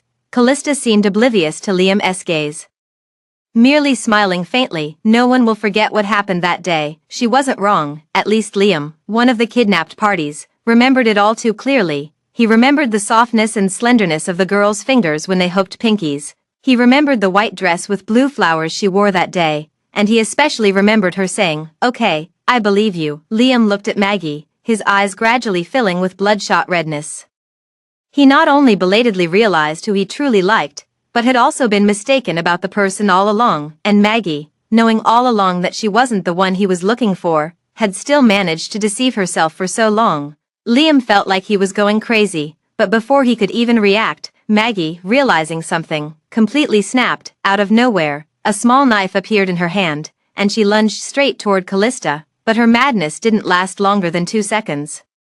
Two tall white men chased her from behind and grabbed her arms, one on each side. "Mr. Chi, sorry, we lost control for a moment and let her rush up here."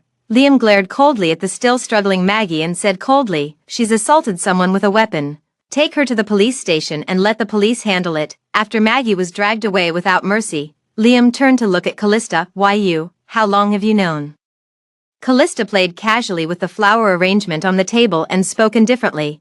"On the day you left your phone at my apartment, I saw the note you left for Maggie," Liam urged anxiously. "But why didn't you tell me?" Callista lifted her eyelids to glance at him, smiling gently yet ruthlessly. Would it have made any difference? Liam felt his excited heart drenched by a bucket of ice water, instantly frozen into stillness. Callista lost her appetite and stood up, picking up her things.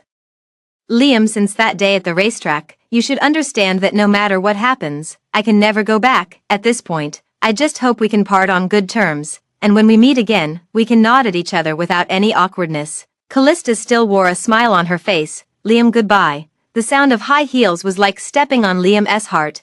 Moving away step by step, Liam was sitting there, as scenes with Callista played before his eyes like a revolving lantern. It turned out that from the very beginning, he had been on the wrong path, meeting at the right time, reuniting at the wrong time. Finally, his voice hoarse, he murmured that farewell which felt as heavy as 1,000 pounds. "Goodbye, Callista." On the first day of October, Callista completed the first stage of her studies and returned home with Liam. At this time in the country, both the two families only provided ambiguous responses. While Maggie's management company had long issued a statement that Maggie is no longer a part of the company's artists, the online speculation about the love and vengeance between these three continues endlessly. On this day, paparazzi spotted the two main characters of the melodramatic saga, Liam and Callista, at airport. Soon after the paparazzi released the photos, Liam issued a statement. "Recently, there have been many rumors online about me and my wife. We will issue a clarification regarding this matter shortly." This polite way of speaking left many netizens stunned. This Norman family's eldest son. When did he develop such a good temper, regardless of the online rumors? The Norman family's villa has once again witnessed the same scene as that day. The Norman family's elders and the Moore family's elders sat face to face again, the only difference being that this time, the sofa had two additional people, Liam and Callista. Seeing Liam's mom look helpless, Liam lowered his gaze. "That's exactly how things are. I've already discussed and agreed upon the divorce arrangements with Callista." Callista glanced at him, then nodded. "Mom, thank you very much for your care and support in the past, but indeed there are irreconcilable differences between Liam and me. I hope you can understand." Liam's mom sighed helplessly. "Of course I understand. We old folks can't really interfere in the affairs of the young. We just hope this won't affect the cooperation between our two families. Things have come to this point, and the arranged marriage is inevitably broken off." Liam's mom nonetheless hoped to salvage something. Callista's dad paused thoughtfully before saying indifferently, "The children's matters are private affairs. As for our cooperation, we will naturally handle it professionally and impartially." The divorce arrangements were quickly finished.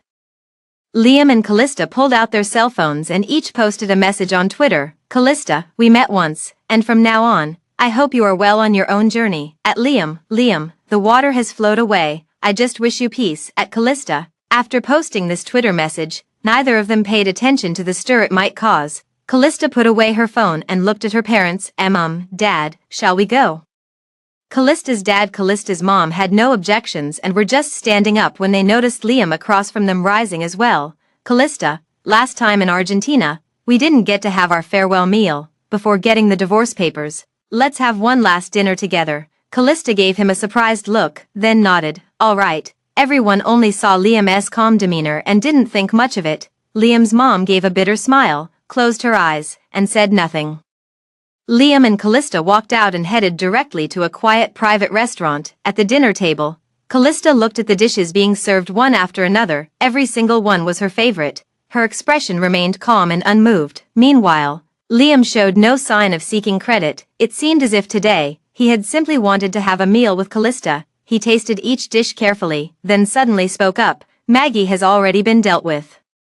I've had my lawyer file a lawsuit against her for intentional harm across borders, as well as some other domestic issues. From now on, she won't be appearing in the public eye again." Callista paused with her chopsticks, then smiled slightly. "Okay, that's good then." The two said nothing else, and the meal ended in silence. As she was about to leave, Liam called out to her, "In the future, if you need any help in business, feel free to ask." Callista turned to look at him. The sunlight falling on her, outlining her figure with a golden glow, she smiled calmly and freely. "Actually, I hope I can overcome each difficulty on my own, but if I ever truly have nowhere else to go, I'll consider coming to you, Mr. Liam." Liam looked at her and smiled too. "I believe in you. I wish Ms. Callista a bright future full of blooming flowers." Liam sat there, watching Callista walk further away, until she disappeared. Adult farewells are always silent, yet linger for a long time.